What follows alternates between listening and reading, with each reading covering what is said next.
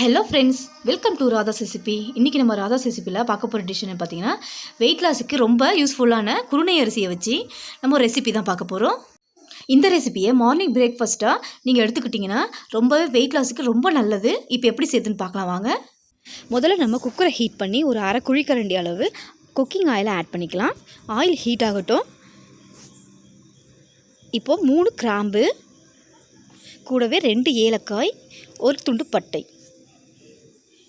அடுத்ததாக 1 ஸ்பூன் சீரகம் நல்லா பொரிஞ்சு வரட்டும். ஸ்டவ்வை மிதமான தீயில் வச்சுக்கோங்க.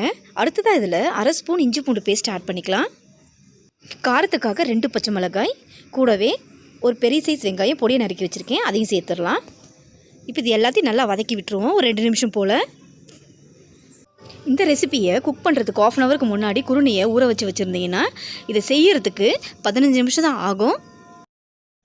இப்போ நல்லா வதங்கியாச்சு. இப்போ ஒரு அரை கைப்பிடி அளவுக்கு புதினா சேர்த்துக்கலாம். இந்த புதினா, சீரகம், இந்த குருணை இது எல்லாமே வெயிட் லாஸ் கொடுக்கக்கூடிய இன்க்ரீடியன்ஸ் தான். லைட்டாக வதக்கி விட்டுக்கலாம். அடுத்ததாக இதில் 1/2 ஹவர் ஊற வச்சு எடுத்துருக்கிற குருணையை இப்போ இதில் சேர்த்துக்கலாம். நான் இந்த டம்ளரில் தான் 1 டம்ளர் குருணை எடுத்தேன்.